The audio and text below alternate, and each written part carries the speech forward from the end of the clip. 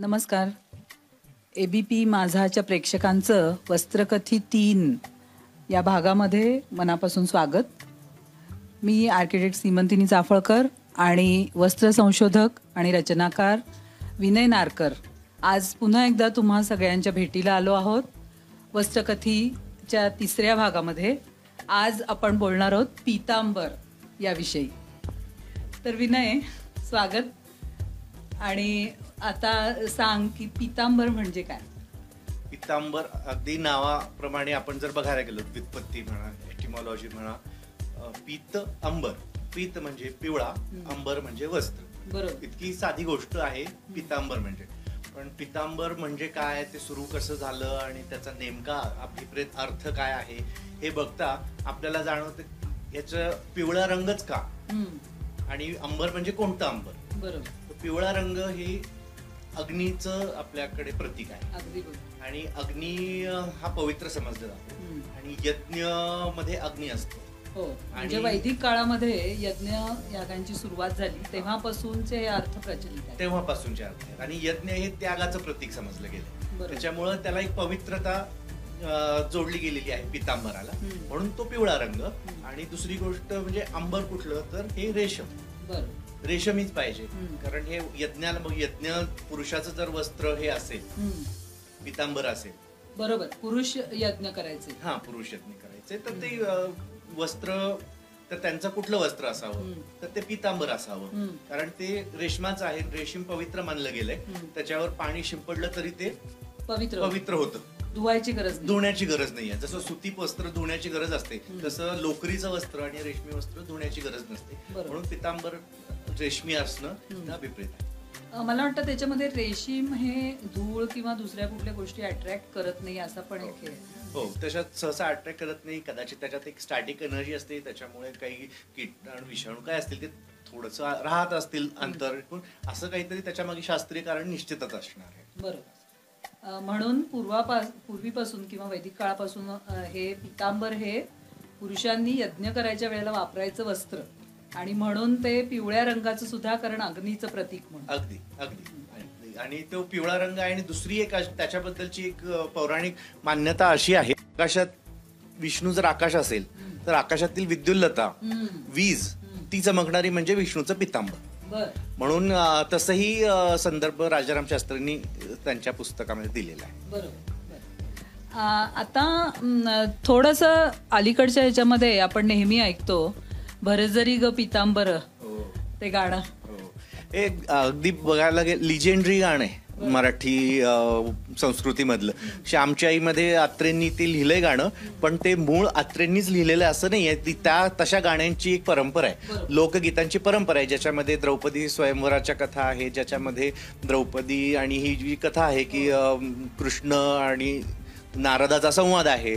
आणि नारद म्हणतो तुला कुठल्या बहिणीवर जास्त प्रेम आहे, तो म्हणतो अशी ही सुभद्रा तुझी रक्ताची, आणि तरी तू द्रौपदी कसं करतोस. तो म्हणतो का परीक्षा घ्या, माझं बोट कापलंय म्हणून सांगा तिला, सुभद्रेलाही सांगा आणि द्रौपदीलाही सांगा, काय होतं बघा. मग तो द्रौपदी पहिल्यांदा सुभद्रेकडे जातो. सुभद्रा म्हणतो मी शालूनी पैठणी नेसली आहे, कुठून चिंधी देऊ तुला, असं ती विचारतच राहते. तोपर्यंत नारद जातात आणि द्रौपदीला भेटतात. द्रौपदी काही विचार न करता पितांबर तिने त्रैलोक्य मोलाचे वसन असं म्हटलं यात्रेंनी, इतका बहुमोल पितांबर ती फाडून लगेचच त्याची चिंधी देते. कारण तिला आयुष्यातल्या सगळ्यात कठीण प्रसंगाला वस्त्र पुरवून ज्या भावाने तिचं रक्षण केलेलं आहे. आणि तर ते तसंही एका काही लोकगीतांमध्ये संदर्भ आहे की शेवटचं जे वस्त्र होतं, जे दुःशासनाने हात लावलेलं शेवटचं वस्त्र होतं, ते पितांबर होतं. म्हणून ते त्या दोन्ही गाण्यांमध्ये, त्या दोन्ही परंपरांमध्ये तो एक पितांबराचा सांधा आहे. आणि त्यामुळे असं म्हणतात की, म्हणजे ती म्हणून असं म्हटलंय की द्रौपदीसी बंधू शोभे नारायण, त्याच्यातलं पुढचं जे कडवं आहे. तर मला असं वाटतं की हा एक खूप हृदय असा संबंध त्यांनी त्यात दाखवलेला आहे की द्रौपदी आणि नारायण, म्हणजे जो स्वतः विष्णू, त्यांनी पीतांबर, म्हणजे त्याची ते नेहमीचं वस्त्र आहे पीतांबर, आणि द्रौपदीनी सुद्धा ते पीतांबर नेसलेलं आहे. ह्याच्यातून थोडंसं असं लक्षात येतं की जसं पुरुष पीतांबर घालत होते, तसं स्त्रियांसाठी पण पीतांबर हे अगदी महत्वाचं वस्त्र होतं. तर त्याबद्दल जरा सांग. हो, आता काळाच्या ओघात झालंय असं की पीतांबर हे पुरुषांचं धोतर एवढाच आपल्याला अर्थ माहित आहे, पण हे गाणं आपल्याकडे आहे, ह्याच्यावरनं एक महत्वाचा दुवा मिळतो की अरे ही साडी पण असणार. आणि आता धोतर जर हे असेल, विष्णूचा संबंध तर आहे, विष्णूचं वस्त्र आहे, कृष्णाच्या अनेक नावांपैकी पितांबर हे एक नाव आहे. विष्णू परिवारातल्या देवता ह्या सगळ्यात पितांबर नेसणाऱ्या आहेत. त्याच्यामुळे विष्णू आणि पितांबर हे एक प्रकारे अद्वैत आहे. आपल्याकडे विठ्ठलाची परंपरा आहे की विठ्ठल हे कृष्णाचं रूप आहे आणि त्याचा पितांबर म्हणजे ज्ञानोबांचं ही तुकाराम, प्रत्येक संत कवींनी प्रत्येक त्यांच्या रचनांमध्ये पितांबराचा आणि विठ्ठलाचा संबंध दाखवलेलाच आहे. तर आता प्रश्न असा आहे की पितांबर म्हणजे नेमकं कोणतं वस्त्र? आपण बघितलं की ते रेशमी असतं, पिवळं असतं, पण आता आपल्या रूढीमध्ये बघायला गेलं म्हणजे मग ती काय, त्याला कद म्हणतात. तो त्याला काठ नसतो किंवा जरीची एक काडी असते बारीकशी, तो झाला कद. पण ज्याला छोटे मोठे ठसठशीत काठ पण असायचे पितांबराला, आणि तशीच काठाला पदर असला की ती झाली साडी पितांबराची. मला वाटतं एक साडी पितांबर साडी तू केलेली आहेस, तर ह्याचं काय वैशिष्ट्य आहे असं तुला वाटतं? आता आम्ही जेव्हा पितांबर साडीबद्दल मी माझ्या वाचनामध्ये आलेलं होतं, मला पितांबर साडीचा उल्लेख सापडला म्हणजे, आणि त्याचा फोटोग्राफही मिळाला. पण त्यात होतं असं की पिवळी साडी आहे, रेशमाचे काठ आहेत, साधारण पैठणीसारखे काठ आहेत, पण पदर मात्र याचा तो पैठणीसारखा नाही आहे, म्हणजे ज्याला टॅपेस्ट्री म्हणतात तशा प्रकारचा पदर नाही आहे, तर नुसतं जरी काम आहे. त्यामुळे मला जेव्हा बनवायची होती तेव्हा हे असेच फार कमी असे दुवे होते. मग मी माझ्या अभ्यासामध्ये आपल्या ठकार सरांनी मला एकदा माझा लेख वाचून त्यांनी सांगितलं, एक श्लोक मला पाठवला. तो तुम्ही तो वाचून जरा दाखवला तर बरं पडेल. तर त्यात असं म्हटलंय की किम वाससा इत्यत्र विचारणीयम वासः प्रधानम खलु योग्यतायै पीतांबरम वीक्ष ददौ स्वकन्याम दिगंबरम वीक्ष विषम समुद्रः. ह्याचा अर्थ सांग तू. ह्याच्यात कुठल्या तरी रहिवासाचा संबंध आहे एवढं लक्षात येतंय, तर अर्थ सांग. हा अगदी मजेशीर आहे श्लोक. याचा अर्थ असा आहे, समुद्र मंथनाची कथा आपल्याला माहिती आहे. समुद्र मंथनामधून जेव्हा लक्ष्मी उत्पन्न झाली त्यावेळेस तिचे पिता म्हणजे समुद्राच्या पोटी लक्ष्मी आली. तर त्यावेळेस त्यांना लक्ष्मीचा हात योग्य वराच्या हाती द्यायचा होता. त्यावेळेस तिथं उपस्थित होते श्री विष्णू आणि शंकर महादेव. पण त्यांनी त्या वडिलांनी विचार केला की हा विष्णूनी पितांबर नेसलंय, हा माझ्या मुलीसाठी योग्य आहे, म्हणून त्याला लक्ष्मीचा हात दिला. आणि त्याच वेळी शंकराने दिगंबर होता तो, म्हणजे वल्कल नेसली होती, त्याच्यामुळे त्याला विष दिलं. म्हणजे अशी एक दंतकथेसारखी एक आहे, पण यातून दिसतं हे की आपल्या वस्त्रांना किती महत्व आहे. अगदी म्हणजे आपल्याकडे जसं एक नूर आदमी 10 नूर कपडा असं म्हणतो, किंवा एकूणच आपल्याला सहज असं समजतं, लक्षात येतं की माणसाच्या कपड्यांवरून त्याची परीक्षा केली जाते, निदान पहिल्या भेटीत, पहिल्या दर्शनात तरी. आणि म्हणून आपल्याकडे ती पण म्हण आहे, आणि म्हणून आपण आपली वस्त्र कशी आहेत ह्याच्याबद्दल खूप जागरूक असतो. तर तोच एक हे त्यांनी त्या आपल्या जे सगळ्या देवदेवतांच्या मध्ये काय घडलं असेल असं विचार करून ते त्याला आरोपित, असं मला वाटतं चेतन गुणोक्ती अलंकार जसं असतो तसं समाज मन त्याच्यामध्ये उमटलेलं आहे. आणि भारताला आहेच एवढा वस्त्र परंपरांचा इतिहास, तो असा कुठे ना कुठे आपल्याला सतत प्रतिबिंबित झालेला दिसत असतो. म्हणजे लक्ष्मीला, समुद्राला लक्ष्मीला त्याला का अर्पण करावं असं वाटलं असेल, विष्णू हा वर का योग्य वाटला असेल लक्ष्मीसाठी, तर ते आपल्याला उत्तर कळतं की त्यांनी भरजरी पितांबर नेसला होता आणि यांनी मात्र वल्कल किंवा व्याघ्रचर्म, गजचर्म असं काहीतरी नेसलं होतं. आणि म्हणून आणि आपण म्हणतो ना लंकेची पार्वती, तसं करायचं नसावं कदाचित समुद्राला. तर तो एक धागा आहे. त्याच्यामुळे मी ठरवलं की हा इतका सुंदर जो श्लोक आहे तो आपण या साडीवर घेऊयात, म्हणून ही माझी लिबर्टी मी या ठिकाणी वापरलेली आहे. हा ते आहेच. आणि प्रत्येकाला काहीतरी बनवताना मला काही प्रतिकृती बनवण्यामध्ये मला फारसं स्वारस्य नाहीये. ज्या जुन्या साड्या होत्या त्या नक्कीच त्या महानच होत्या, त्या रचना वगैरे सगळ्या, पण त्याच्या प्रतिकृती मला नाहीत बनवायच्या. आणि आजच्या काळाशी सुसंगत असं जे काही असं बनवता आलं तर जास्त ते कुठल्याही कलाकाराला आवडेल. आता इथून थोडंसं पुढे आपण जाऊयात की पिवळा पितांबर असं जे म्हटलं जातं, ती असं वाचताना तर वाटते की द्विरुक्ती आहे. कारण पितांबर हे पितांबर म्हणजे पिवळं असणार, पुन्हा पिवळा पितांबर म्हणण्याचं काय कारण? ते झालं असं की पिवळा रंग परंपरेने चालत आला होता. काही त्यावेळच्या विणकरांना, रचनाकारांना असं वाटलं की आता आपण साधारण 19व्या शतकाच्या सुरुवातीला त्यांना वाटलं की आपण ह्यात रंग बनवू. कारण धोत्रा की पेशवाईचा काळ, तर त्यांना ती सगळी सुबत्ता आलेली होती आणि वस्त्रांमध्ये प्रयोग चालू होते. मला वाटतं त्यांची जी सौंदर्य दृष्टी होती ती सुद्धा उत्तर भारतातल्या त्यांच्या सगळ्या जाण्या येण्यामुळे, त्यांच्याशी असलेल्या सांस्कृतिक संपर्कामुळे विकसित झाली होती. आणि त्यामुळे त्यांना फक्त पिवळ्या रंगावर समाधान वाटत नव्हतं. आणि आपल्याही संस्कृतीमध्ये रंगांचं आता हे आपण बघितलं तर फक्त तोपर्यंत स्त्रियांच्या वस्त्रांमध्ये खूप सारं रंग सौंदर्य आपल्याकडे कित्येक शतकांपासून आहे. पण आपल्या इथे मग त्यावेळेस त्यांना वाटलं असेल की पुरुषांच्या ह्याच्यामध्ये पण आपण मग त्याच्यामध्ये लाल रंग आला, कुसुंबी आला, त्याच्यामध्ये केशरी आला, त्याच्यामध्ये गुलाबी आला आणि महत्वाचा जांभळा आला. आणि हे सगळे वस्त्र ह्याच्यामध्ये आले आणि नाव मात्र पितांबरच राहिलं तसं. तर त्याच्यामुळे मग ज्या ओव्या लिहिण्यात आल्या त्याच्यानंतरचं जे साहित्य निर्माण झालं तर त्यावेळेस ते पिवळा पितांबर द्विरुक्ती आली. म्हणजे मग ते स्पेसिफिक म्हणजे तीच एक गोष्ट समजावी म्हणून पिवळा पितांबर असं अधोरेखित झालं. पण म्हणजे जांभळे, लाल वगैरे पण पितांबर त्यावेळेला होती, किंवा त्याला कदाचित वेगळं नाव त्यांनी दिलं नाही.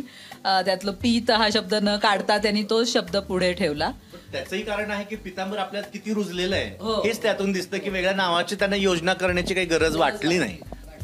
म्हणजे एकूण काय म्हणूया, धार्मिक प्रसंगी किंवा कुठल्याही ज्या विधी असतात, धार्मिक विधी असतात, त्या प्रसंगी पुरुषांनी नेसण्याचं जे वस्त्र जे रेशमी असतं आणि ज्याला भरजरी काठ असतात त्या सगळ्याला ते पितांबर म्हणायला लागतात. पण फक्त धार्मिक आहेत का, तर त्याच्याही पेक्षा काही ऑकेजन्स आहेत, जे प्रसंग आहेत ज्यावेळेस ते, जसं पंक्तीचं भोजन आहे, पंक्तीला बसताना पितांबर नेसण्याचा संकेत आहे, कुलदेवतेची पूजा करताना पितांबर नेसण्याचा संकेत आहे, किंवा जेव्हा अगदी राजा जेव्हा काही कुठल्याही सार्वजनिक कामाची सुरुवात करायचा त्यावेळेस त्याने पितांबर नेसून ती सुरुवात करावी, शुभ असा एक संकेत होता.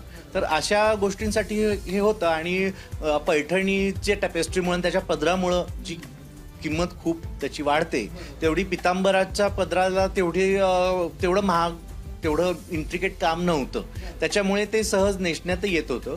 म्हणून आपण आता पुढचं लागलीच त्याच्या जोडूनच हे घेऊ की ते मग कुठं बनायचं. तर हे पहिला नेहमी उल्लेख येतो की पैठणचा जेव्हा उल्लेख येतो, पैठणे आणि पितांबर असं हे जोडीनीच सहसा उल्लेख आलेला आहे. तर पैठण्याही तिथं बनायच्या आणि पितांबरही तिथं बनायचे.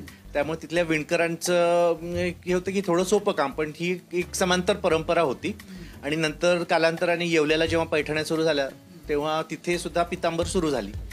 आणि पण आपल्याला ही परंपरा बनारसमध्ये पण बरीच सापडते. वाराणसीच्या जरीचं जे काम आहे ब्रोकेड सारखं तू जे म्हणतोस ते, तर ते बनारसचा प्रभाव मी विचारणारच होते की तिकडचा काही प्रभाव याच्यामध्ये आहे का. नक्कीच आहे, बनारसचा प्रभाव आहे. आणि सगळे हे स्थलांतर होतच असतात, म्हणजे माणसांसोबत रचनेची आणि त्यांच्या सौंदर्यांची, सौंदर्यशास्त्राची, ह्या सगळ्याचीच देवाणघेवाण होत असते. पण तिथे पितांबर नावाच्या साड्या तिथेही बनायच्या, तिथेही पितांबर धोत्र बनायची आणि तिथूनही आपण मागवत होतो. म्हणजे सगळ्याच येवल्याला आणि पैठणला असं नाही, तर पण तिथला खास तेव्हाचा ग्राहकही मराठी ग्राहक होता असंही माझ्या वाचनात आलेलं आहे. तिथल्या ज्या पितांबर साड्या आणि धोत्र होती. नाही, हे अगदी सहज आहे. कारण जसं आपण वाचतो की मराठ्यांच्या उत्कर्षाच्या काळामध्ये संपूर्ण उत्तर भारतांमधल्या देवळांचे जीर्णोद्धार झाले. म्हणजे बनारसच्या, काशी बनारसच्या किंवा उज्जैनच्या देवळांचे जीर्णोद्धार हे अहिल्याबाई होळकर, शिंदे या लोकांनी केलेले आहेत. त्यामुळे अर्थातच त्या लोकांचं तिथे जाणं येणं होतं. चौथाई वसूल करण्याचा अधिकार त्यांना मिळालेला होता संपूर्ण भारतभरातून. त्यामुळे त्यांच्याकडे संपत्ती होती आणि त्यांचं तिथे जाणं येणं होतं. या दोन्ही कारणांमुळे मला असं दिसतं की बनारसच्या वस्त्रांना किंवा तिथे बनवलेल्या साड्यांना आणि पितांबरांना मराठी ग्राहक सगळ्यात जास्त असणार हे अगदी नैसर्गिक वाटतं. अगदी अगदी अगदी याच अंगाने झालेलं आहे. आणि फक्त बनारसच नाही, काश्मीरच्या शाली आणि आपल्याकडे शालजोडी म्हणून आपण मिरवल्या त्या सगळ्या काश्मीरच्या शाली होत्या. तर ती त्याची बाजारपेठ दिल्ली नंतर पुणेच होती. पश्मिना शालींचं हे जे सगळं होती, शालजोडी आपण ज्याला म्हणतो, ती सगळी दिल्लीला महत्वाची बाजारपेठ होती. दिल्ली नंतर पुणेच होती त्याची महत्वाची बाजारपेठ. त्यामुळं आणि असा यानंतर पैठण्या मात्र आपल्या चालू राहिल्या. पण पितांबरामध्ये खंड पडला पितांबर साड्यांमध्ये. म्हणून मला वाटत होतं की ही इतकी जीवाभावाची आपली साडी आहे, इतकी परंपरा आहे, कुठल्याही कवीला म्हणजे जुन्या काळातल्या कवीला विष्णूचा किंवा विठोबाचा उल्लेख आलेला असताना पितांबराचा मोह कधी टाळता आलेला नाहीये. तर त्या अशा साडीला आपल्याला पुन्हा मूर्त स्वरूप द्यावं असं मला वाटलं, म्हणून ही आता अलीकडेच आम्ही ही साडी बनवली आहे. याचे आणखी काही व्हर्जन्स आहेत ते आता आम्ही बनवतोय. पण मग पुरुषांनी पण हे वस्त्र घालावं म्हणून काय आता, कारण तुम्ही बघतेय की तू स्वतः पितांबर नेसलायस, तर त्याच्याबद्दल समकालीन कुठल्या पद्धतीने आपल्याला होता येईल? नाही, मला तसंच वाटतं की आता जशी साड्यांची परंपरा आहे तशी पुरुषांची पण जबाबदारी आहे की तिथे हातमाग टिकून ठेवायचा. फक्त बायकांनीच फक्त आपले असं नाहीये की त्यांनीच मगता घेतलाय. पुरुषांनी पण आपली भूमिका बजावली पाहिजे. पुरुषांनी पण हातमागाची वस्त्र नेसली पाहिजेत. आता त्यासाठी मी धोत्र बनवतो आणि काही वेळा अगदीच त्याला तेवढी मागणी नाही आहे, अर्थात म्हणजे आवडतं लोकांना, पण ते त्यासाठी तेवढी किंमत मोजावी का? किंमत आणि दुसरं मला असं वाटतं कन्व्हिनियन्स आणि कम्फर्ट, म्हणजे जे सोयीचं त्याच्यात सुद्धा धोतर सुद्धा शिवलेलं धोतर वगैरे असं जास्त नाही हे म्हणजे अजिबात पटणारी गोष्ट नाहीये. ते इन्स्टंट फूड सारखं आहे, ते अनहेल्दी आहे. तर हेही एका प्रकारे अनहेल्दी आहे, सौंदर्याला नक्कीच मारक आहे ही गोष्ट. तर नेसणं ही काही अवघड गोष्ट नाही आहे. आम्ही धोतर नेसण्याचा एक साधा सोपा व्हिडिओ बनवून युट्यूबला टाकलाय. तुम्ही आमच्या चॅनल विनय नारकर डिझाईन्सवर तो व्हिडिओ बघू शकता आणि तो अगदी तुम्ही 5 मिनिटात धोतर नेसू शकता. आणि सोयीचा म्हणाल तर सोयीपेक्षा सवयीचा भाग आहे तो. आणि अगदी दिवसभर मी, माझा मित्र, आमचे काही मित्र आहेत ते आम्ही दिवसभर धोत्रामध्ये वावरतो. कोणत्याही प्रकारे कामाला, मी ड्रायव्हिंग करतो धोतर नेसून, तर कोणत्याही कामाला अडथळा येत नाही. तर त्यामुळे पितांबराची जी परंपरा आहे ही पुन्हा यावी. धोतलेल्या, नेसलेल्या, शिवलेल्या धोतरांपासून थोडंसं तुम्ही स्वतःला वेगळं ठेवावं आणि ह्या परंपरा खऱ्या अर्थाने रोजच्या जगण्यामध्ये आणाव्यात, ही आमची इच्छा आहे. म्हणून मी पुरुषांचे म्हणजे मला असं वाटतं ह्याच्यात तुला जोडूनच की आपल्या भारतीय उपखंडामधलं जे हवामान आहे, कोरडं आणि काही वेळेला दमट, काही वेळेला कोरडं, पण बऱ्यापैकी उष्ण, म्हणजे फारशी थंडी आपल्याकडे नसते. तर या हवामानामध्ये तो जो मोकळे ढाकळेपणा आहे धोतर नेसण्यातला किंवा इव्हन साडी नेसण्यातला, तो मला वाटतं जास्त सुखकर आहे आणि एकूणच हवामानाच्या दृष्टीने ते जास्त योग्य आहे. तर फक्त थोडासा सवय लावून घेण्याचा हा भाग आहे. आणि काही जे आपल्याकडे पाश्चात्य प्रभाव खूप हे झालेले आहेत, रुजलेले आहेत म्हणूया, किंवा अगदी खोलवर शिरलेले आहेत आपल्या संस्कृतीमध्ये, ते थोडेसे हळूहळू मन लावून काढण्याचा तो पण भाग आहे. आणि दुसरं असं मला वाटतं की आपल्या भारतामध्ये असं होतं की मी असं वाचलेलं कुठंतरी मला आठवतंय की 3 पद्धतीची वस्त्र, म्हणजे ज्याला आपण अधरीय म्हणजे शरीराच्या खालच्या भागात नेसलेलं एक वस्त्र, वरच्या भागात, आणि उत्तरीय तिसरा एक भाग, असे 3 वस्त्र आणि न शिवलेल्या वस्त्रांची परंपरा. म्हणजे वस्त्र हे ड्रेप करणं किंवा नुसतं गुंडाळून घेणं अशा पद्धतीची वस्त्र, त्याबद्दल काय सांगशील? ही खास भारतीय परंपरा आहे. अखंड वस्त्र हे भारताची ओळख आहे. आणि वेदांमध्ये म्हटलं असतं सृष्टीला वस्त्राची उपमा दिलेली आहे, अखंड वस्त्राची. आणि त्याच्यात त्याला एक धार्मिक महत्त्व पण होतं. पण धार्मिकता जरी आपण बाजूला ठेवली तरी नेसण्यातला जो सोपेपणा आहे, त्यातलं जे सौंदर्य आहे, त्या वस्त्राचा जो फॉल पडतो, तर ते फार महत्वाचं आहे. आणि ते शिवलेल्या वस्त्रामध्ये तितका येत नाही, नेसलेल्या वस्त्रामध्ये जोसा येतो. तर आणि त्याच्यामधली जी काही जास्त उपयोगिता आहे, ज्याला आपण आता स्पष्ट म्हणजे इंग्रजी शब्द नाही वापरायचे म्हटलं तरी मला पटकन तो शब्द आठवत नाही, म्हणून फ्लेक्झिबिलिटी ज्याला आपण म्हणतो की एक वस्त्र अनेक पद्धतीने वापरण्याची जी. हो, अगदी भारतामध्ये जवळपास आपण नाही म्हटलं तरी 150 प्रकारे साड्या नेसण्याच्या पद्धती आहेत. मग हे तीच साडी आहे नेसण्याची, प्रचंड वैविध्य आहे. आणि पुन्हा आता नवीन सुद्धा ड्रेप बरेच लोकांनी शोधून काढले, त्याचे कार्यशाळा घेतले जातात साडीत नवीन कारण एक साडी नेसली की पुन्हा ती नेसावीशी वाटते, नाही वाटते, ती नोटीस होते, ह्याही गोष्टी असतात. पण ती तुम्ही वेगळ्या प्रकारे नेसली तर ते आहेत. हे शिवलेल्या वस्त्रांमध्ये ह्या शक्यता नाहीये. आणि हे भारतीयत्व आहे, अखंड वस्त्र. आणि मला वाटतं जी वारसा देण्याची जी पद्धत आहे की मला आठवतंय की माझ्या आजीची पैठणी होती आणि ती नंतर माझ्या आईनी नेसली आणि माझ्याकडे पण ती आली. तर अशा काही ज्या गोष्टी आहेत की ज्या परंपरेने येतात, तर त्या मला वाटतं साडीसारख्या प्रकारात किंवा पितांबर, धोतर यासारख्या प्रकारातच शक्य आहेत. तुम्ही जर शिवलेली वस्त्र असतील तर ती दुसरं कोणी घालू शकत नाही, कारण ती एका विशिष्ट व्यक्तीसाठी शिवलेली असतात. खरंच हा महत्वाचा मुद्दा आहे. हा कधी मी मांडला नाही, पण म्हणजे माझ्या नव्हतं लक्षात आलं. अगदी खरं आहे. हा वारसा हक्काने आपण अखंड वस्त्रच देण्यात येतं. घाट घातलाय ह्याच्या आणि व्हर्जन्स आम्ही बनवणार आहोत वेगवेगळ्या काठांमध्ये, आणि त्याच्यामध्ये जसं आपण म्हटलं की फक्त पिवळा पितांबर नसतो, म्हणून हे असं जांभळा हा आपला मराठी रंग ज्याला आपण म्हणतो, त्याच्यामध्ये ही हा रंग पितांबरामध्ये आम्ही बनवलेला आहे. त्याचा जो काही सुंदर रंगसंगती, जी विनयची अगदी खासियत आहे, ती अत्यंत सुंदर रंगसंगती, आणि त्याच्यावरती वेगवेगळ्या पद्धतीचे डिझाईन्स. आता ह्याच्यामध्ये मला वाटतं तू ती कुडी बुट्टी घेतलेली आहेस.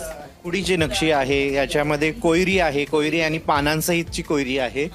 मी जे वाचलं होतं त्याच्याबद्दलचे जे काही लिखाण होतं त्याच्यामध्ये छोटी फुलं होती पितांबर साडीवर, आणि जे धोतर असायचं ते प्लेन, आणि ह्याच्यावर छोट्या फुलांची बुट्टी असायची, असे उल्लेख मी वाचले. मोती आणि कोयरी. हो हो. कोयरी हे कैरी किंवा जी काय म्हणतो आपण ते पण शुभ आहे ना. हा शुभच मानलं जातं, आणि याच्या तर आपण मोटिफवर वेगळाच एपिसोड होईल कोयरी बद्दल बोलायला गेलं तर. आणि कुडी म्हणजे ही मला महाराष्ट्राची खासियत आहे म्हणून, आणि मी सुरुवातीला एकदा नथीची बुट्टी बनवून त्याच्या पैठण्या बनवल्या होत्या, पण ती नथ वाढत वाढत जाऊन तिने जो प्रचंड आकार धारण केलाय आणि जो विराट रूप धारण केलंय, मला थोडासा पश्चाताप होतो ती नथ बनवल्याचा, आणि त्याच्यावरती कसं ह्या कुडीचं होऊ नये अशी इच्छा आहे. पण ही मला वाटतं एका अर्थाने चांगलीच गोष्ट आहे की एक पॉप्युलर इमॅजिनेशन ज्याला आपण म्हणतो, खूप मोठ्या प्रमाणावरती लोकांनी ते उचललं, आणि नथ ही एक प्रतीक म्हणून, आपल्या भारतीय संस्कृतीचं प्रतीक म्हणून. आता त्याचे वापर एकदा ती लोकांनी घेतली म्हणल्यानंतर लोक त्याचा कसा वापर करतील हे कलाकाराच्या हातात राहत नाही, आणि त्याच्याबद्दल वाईट वाटून घेण्याचं कारण नाही. पण आपली ती जसे प्रतीक आहे किंवा तो जसा वारसा आहे तसा प्रपोर्शनचा आपला वारसा खूप मोठा आहे. बरोबर. कधी बघणार आहोत आपण. बरोबर. इतक्या मोठ्या नथी. ठीक आहे, पण म्हणजे नथ ही सगळ्या एक मोटिफ म्हणून जी वापरली जायला लागली, ती एक महत्वाची मला वाटतं विनयची देणगी आहे आपल्या भारतीय आत्ताच्या मराठी संस्कृतीला.